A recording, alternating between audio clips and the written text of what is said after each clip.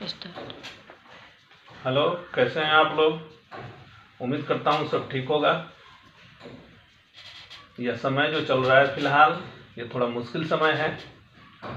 सभी लोग लॉकडाउन की वजह से घरों के अंदर बंद हैं, घरों से बाहर नहीं जा सकते और जाना भी नहीं है। जब बहुत ज़रूरी हो, अत्यधिक ज़रूरत हो तभी निकलें, अन्यथा घर पर ही रहें। जोर से बोले। Stay home and be safe. आपकी स्टडी भी ठीक नहीं चल रही होगी, तो मैंने प्रयास किया है कि आपसे कुछ बातें हो जाएं। आपके इंटरमीडिएट सिलेबस के इंग्लिश लैंग्वेज एंड लिटरेचर में लिटरेचर की 2 किताबें हैं, जिसमें एक किताब रेनबो पार्ट 2 है, जिसके प्रोज सेक्शन में सीरियल नंबर 9 के पेज नंबर 82 से एक स्टोरी है, जिसका हेडिंग है दी अर्थ। क्या है हेडिंग? दी अर्थ। आज मैं उसी चैप्टर की कुछ बातें आपसे करूंगा। उससे पहले एक बात आपको बता दूं कि आपको मालूम होगा कि आपके एग्जामिनेशन में इंग्लिश लैंग्वेज एंड लिटरेचर का जो क्वेश्चन पेपर होगा, उसमें 50% क्वेश्चन ऑब्जेक्टिव होगा। आप तो इस बात को जानते हैं कि ऑब्जेक्टिव क्वेश्चन कम समय में बिना बहुत अधिक लिखे या बिना लिखकर अच्छा मार्क्स ला देते हैं। और आपको यह भी जानना चाहिए कि लिटरेचर से ऑब्जेक्टिव क्वेश्चन सोल्व करने के लिए आपको कोई भी चैप्टर, किसी भी चैप्टर को थोरोली ध्यान में रखना चाहिए। तो चलिए हम स्टार्ट करते हैं चैप्टर दी अर्थ। दी अर्थ H.E. बेट्स का लिखा हुआ है, बहुत ही प्रसिद्ध राइटर हैं, ऑथर हैं इस स्टोरी के। अर्थ का समान अर्थ, अंग्रेजी का जो वर्ड है अर्थ, इसका मतलब आप क्या लगाते हैं? पृथ्वी या जमीन, भूमि। तो इस कहानी में द अर्थ का मतलब कोई जमीन ही है। चैप्टर शुरू करने के पहले थोड़ा जानकारी, थोड़ा स्टडी हम कर लें राइटर का, लेखक का, क्योंकि संभावना यह हमेशा बनी रहती है कि लेखक से संबंधित बातों से कुछ क्वेश्चन आपसे ऑब्जेक्टिव में डाले जा सकते हैं, आपसे पूछे जा सकते हैं। तो जान लें, H.E. Bets 1905 to 1974। H.E. Bets का जन्म 1905 में हुआ, 1974 में इनकी मृत्यु हो जाती है। Born at Northampton in central England. Central England यानी कि इंग्लैंड का जो मध्य इलाका है, वहाँ पर नॉर्थम्पटन नाम का एक जगह है, वहीं पर इनका जन्म हुआ था। Was well acquainted with the English countryside, especially the peasants who lived there। और इनकी जो जानकारी थी वो इंग्लैंड के देहातों के बारे में बहुत अच्छी थी, और ख़ास करके वहाँ रहने वाले किसानों के बारे में। A well-known short story writer, he worked for some time as a journalist। ये छोटी कहानियों के काफ़ी जाने माने लेखक हैं, और इन्होंने कुछ दिनों तक एक पत्रकार के रूप में भी काम किया। His first novel was published when he was only 21 years old। यह जब केवल 21 वर्ष के थे, तो इनकी प्रथम नावल जो कहानी होती है या किसी टॉपिक पर जो लिखा जाता है,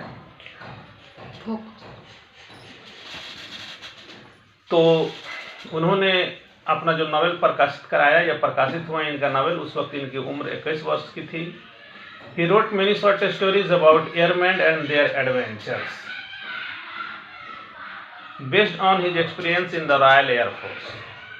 और इसमें एक लाइन लिखा हुआ है कि इन्होंने बहुत सी छोटी कहानियों को लिखा वायु सैनिकों पर, और उनका जो जोखिम होता है काम करते वक्त, जब अपने वो काम को करते हैं तो क्या क्या जोखिम होता है, तो उस जोखिम के बारे में भी इन्होंने छोटी छोटी कहानियों को लिखा था अपने अनुभवों के आधार पर in the royal air force.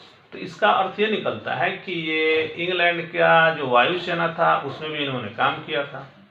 His important work include fair stood the wind for France 1944। एक किताब जो है इनका जिसका नाम है fair stood the wind for France.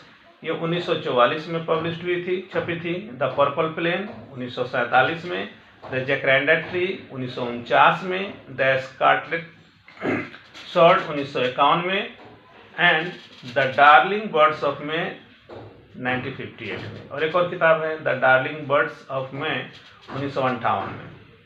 The present short story the earth set in English countryside is about a farmer Johnson and his son Benji.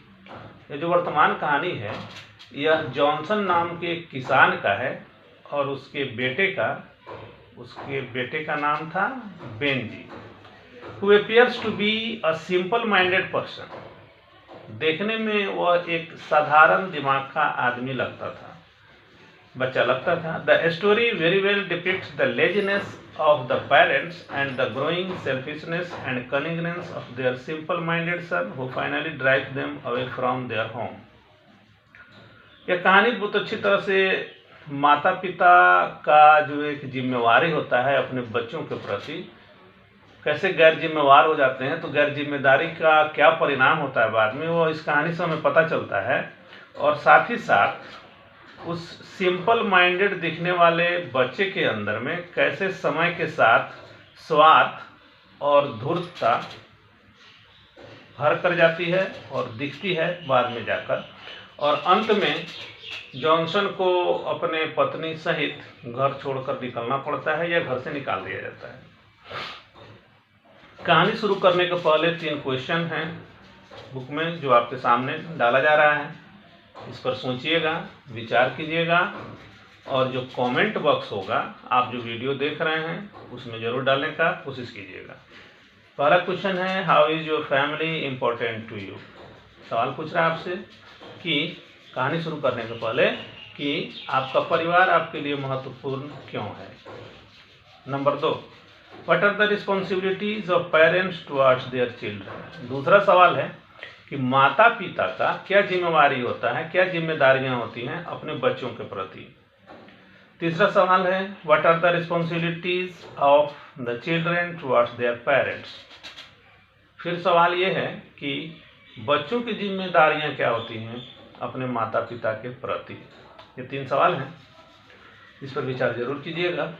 और एक बात ध्यान रखिएगा, जो आप वीडियो देख रहे हैं तो आपके लाइक करने से, आपके कमेंट करने से मुझे समझ में आएगा कि आपके लिए मैं वीडियो कैसे तैयार करूं, आपके लिए यह उपयोगी कैसे होगा। ये आप जरूर कमेंट बॉक्स में कमेंट करेंगे, लाइक भी करेंगे और सब्सक्राइब जरूर कर लेंगे ताकि नेक्स्ट वीडियो का सूचना आपको मिल जाए। सब्सक्राइब करना ना भूलेंगे और लाइक करना। चलिए कहानी हम लोग शुरू करते हैं। All that the Johnson had was earth. Very often it seemed as if it were all they had ever had.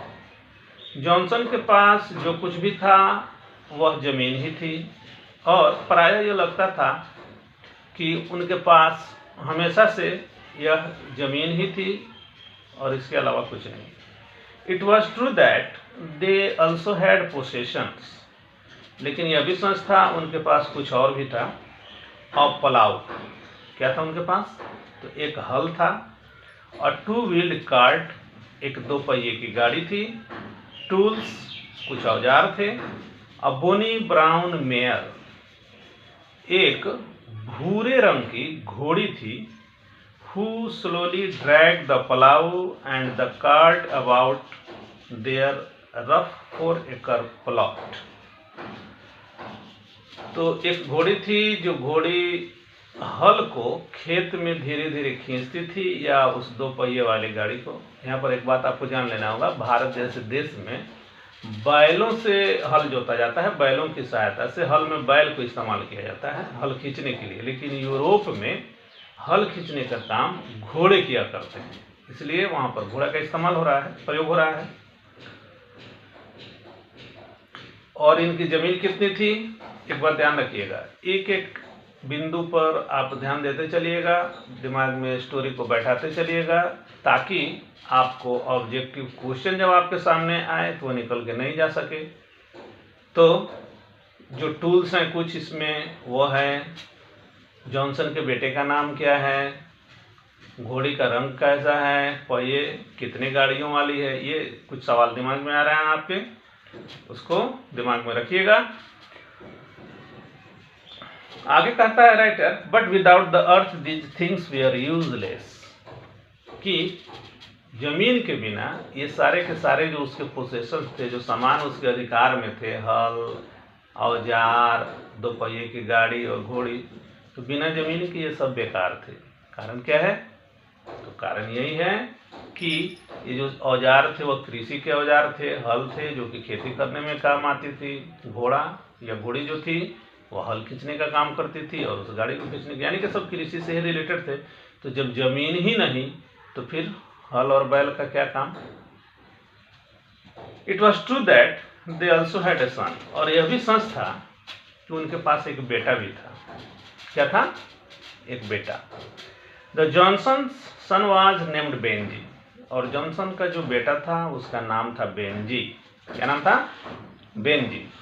And it was more than 30 years since they had surrendered to the idea that he was not right in his head, और उनका बच्चा उनके लिए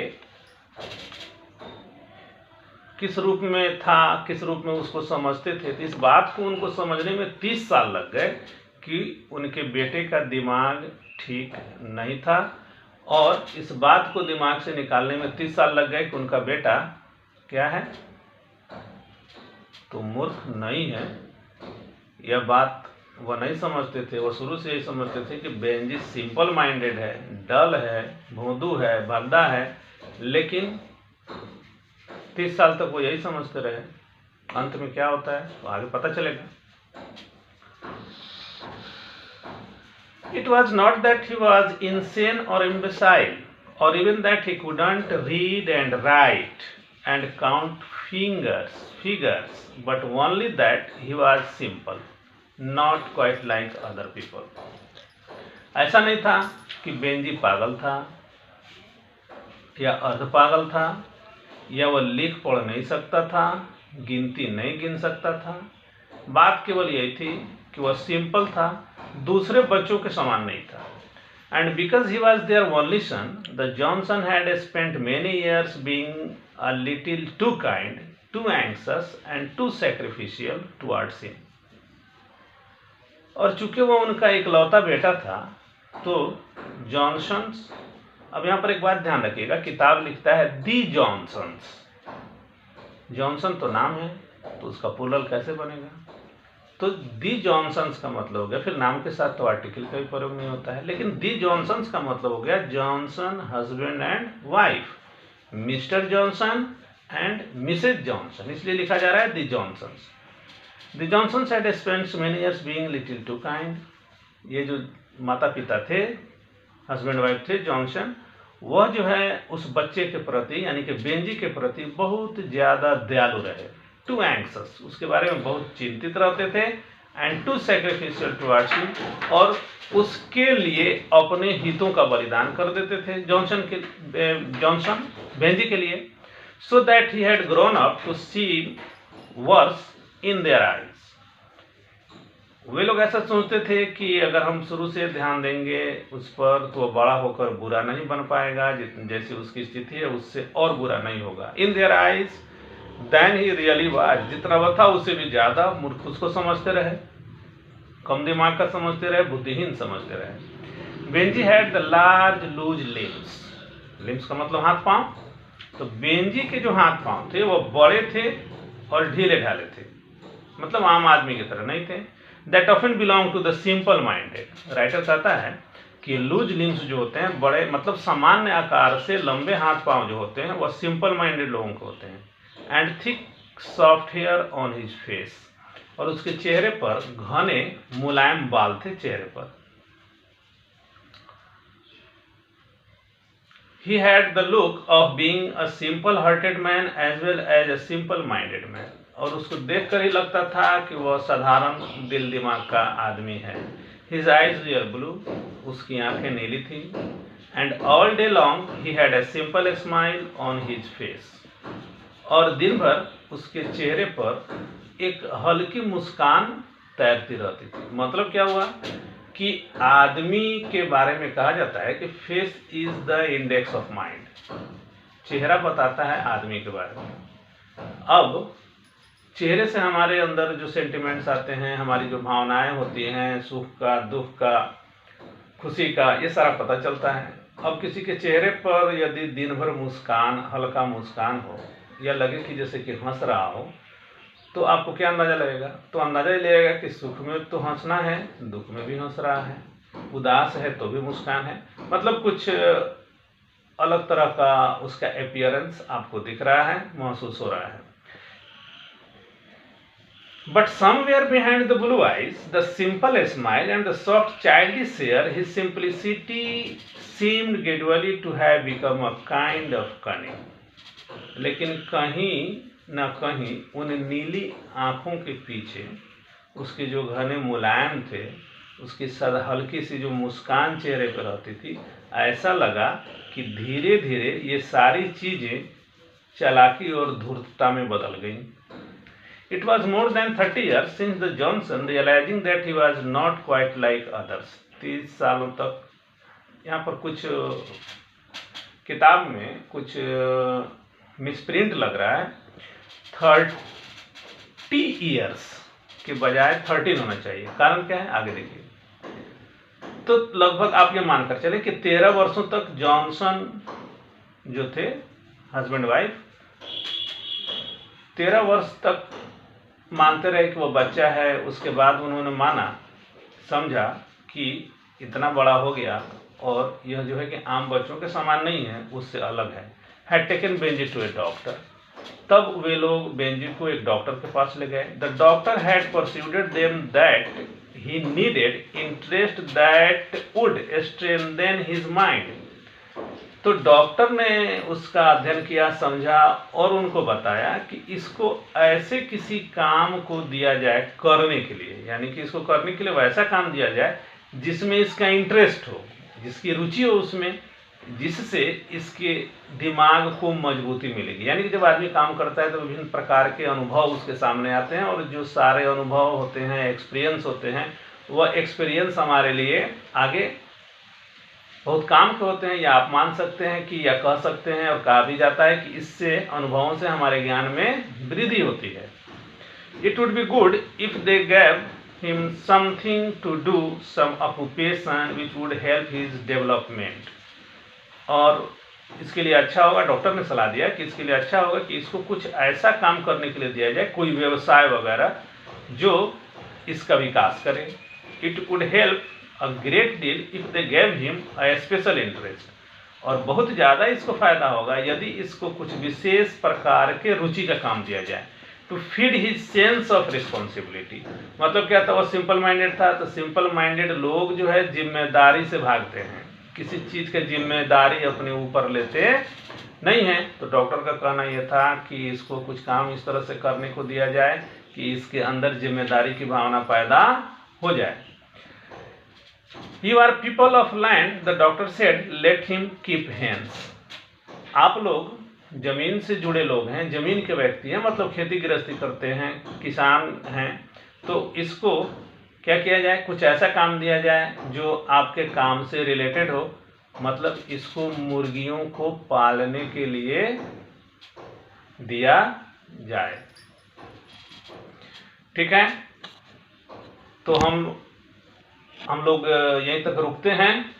रुकने के बाद रुक इसलिए रहे हैं कि फिर आप किताब को उठाएंगे, यहाँ तक देखेंगे, जो इसमें आपको समझ में आया, कहाँ पर आप मिस कर रहे हैं, कहाँ पर आप कंफ्यूज्ड हैं, ये सारा का सारा कमेंट आप फिर कमेंट बॉक्स में डालिएगा, बताइएगा हमको। तो फिर हिसाब से हम इसको, उसी हिसाब से इसको हम कंटिन्यू करेंगे। और फिर अगला वीडियो अगली बार, मतलब नेक्स्ट डाल रहे हैं फिर इसके बाद। और इसके लिए आप इसको लाइक और सब्सक्राइब जरूर कर दीजिएगा। और फिर अंत में मैं एक बात आपको कह रहा हूँ कि stay home and be safe.